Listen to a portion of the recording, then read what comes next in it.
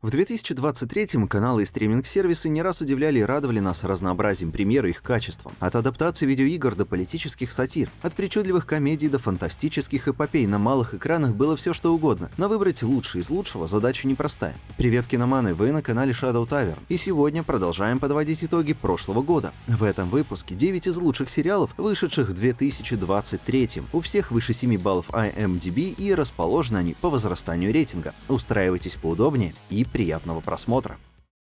«Убийство на краю света». Сериал ОА от Брит Марлинг из Алла Батман-Глидж уже стал культовым в жанре фантастики. Теперь они представляют новый проект, в котором сочетаются тайна убийства, психологическая драма и технофилософия. Это современная версия классического сюжета Агаты Кристи, напоминающая «Смерть на Ниле» или «Убийство в Восточном экспрессе». Сериал, как и ОА, необычный. Он увлекает зрителей предпосылкой, а затем уходит к неожиданным для сюжета темам, таким как изменение климата, домашнее насилие или сила ума. Затем возвращается к детективу, а потом перескакивает в рассуждения о технологиях и так далее. В центре истории молодая хакерша и детектив-любитель Дарби Харт, который отправляется в Исландию вместе с технологическим миллиардером-затворником. Он пригласил ее и несколько других людей, которые никогда бы не встретились в обычной жизни, в свой роскошный особняк в живописном уголке острова. Но их отдых омрачается убийством одного из присутствующих, и Дарби намерена найти преступника, заодно проникая в секреты своего прошлого и в будущее человечества. «Колесо времени» — уникальный сериал от Prime Video, по сюжету которого Морейн, обладающий магической силой, ведет за собой несколько юных селян, каждый из которых может быть кандидатом на роль возрожденного дракона. Согласно пророчеству, дракон способен как уничтожить мир, так и спасти его от тьмы. Сериал является грандиозной сагой, охватывающей разные страны и народы. Он погружает зрителей в богатый и сложный мир, созданный по мотивам книг, с впечатляющими спецэффектами, костюмами и декорациями. Благо, бюджета на такой визуал у Amazon достаточно. В ролях отличные и талантливые актеры, среди которых, естественно, выделяется Розамунд Пайк в роли Морейн. Первый сезон основан на событиях первой книги с некоторыми отклонениями и добавлениями, чтобы привлечь внимание современной аудитории. Серьезный и мрачный тон часто сменяется юмором и романтикой, что делает его веселым и увлекательным. Первый сезон поразил многих зрителей, но второй оказался куда более темным и напряженным, что, пожалуй, плюс. В общем, «Колесо времени» — это качественная адаптация знаменитой фэнтези-саги, которая дарит увлекательные приключения и драму как для фанатов, так и для новичков в этой истории. Сериал имеет большой потенциал для развития и улучшения в последующих сезонах, особенно если будет глубже раскрывать историю характера персонажей книг и делать это ближе к оригиналу. Кроме того, это представитель редкого в наше время жанра фэнтези, что уже дает ему плюс 10 виртуальных баллов от зрителей. «Миссис Дэвис» — это сериал, который не укладывается в рамки жанров и логики. Он создан Тарой Эрнандес и Дэймоном Линделофом, авторами таких хитов, как «Теория большого взрыва», «Остаться в живых» и «Хранители». Главная героиня Симона — монахиня, которая решает сразиться с миссис Дэвис, всемогущим искусственным интеллектом, который контролирует мир. Миссис Дэвис убедила людей, что она принесла им мир и счастье, обещая им крылья виртуальной реальности за добрые поступки. Для грядущей битвы Симона ищет Святой Грааль, единственное оружие, способное победить ИИ. Сериал — это смесь комедии, драмы, фантастики, экшена, приключений и романтики. Он наполнен неожиданными поворотами, отсылками к истории, религии, поп-культуре и науке. Также он задает множество вопросов о роли технологий, веры и человеческой природе в современном мире.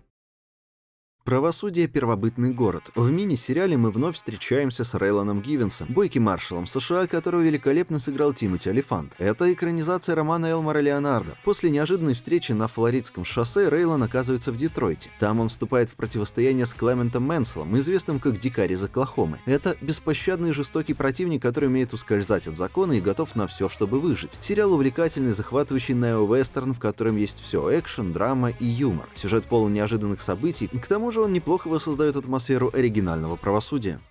«Основание» — один из лучших сериалов 2023 года, который незаслуженно остается в тени в эпоху изобилия телевизионного контента. Возможно, поэтому почти каждый поклонник фантастики слышал про этот сериал с огромным бюджетом, но вряд ли его смотрел. Возможно, виной тому формат еженедельного выхода новых серий, который не особо устраивает современного зрителя. А зря, потому что сериал, созданный Дэвидом Гойером, в новом сезоне становится еще более захватывающим и увлекательным. Сюжет повествует о группе изгнанников, которые пытаются сохранить знания и культуру Галактической империи, обреченные на крах и погружение в темную эпоху. Джаред Харрис играет роль Харри Селдона, гениального математика, который использует психоисторию для предсказания будущего. А Ли Пейс — роль императора, который правит империей от лица 3 своих клонов. И когда вы начинаете вникать в личности этих 3 одинаковых, но разных по характеру персонажей, вы понимаете, что вот тут-то сериал и цепляет. Второй сезон «Основания» еще больше отклоняется от одноименной серии книг Айзека Азимова, но это действительно идет ему на пользу. Он рассказывает масштабную научно-фантастическую эпопею, не теряя зрителя в хаосе, фокусируясь акцентируется на человеческой составляющей этой космической оперы, а не на сложных теориях и высоких концепциях.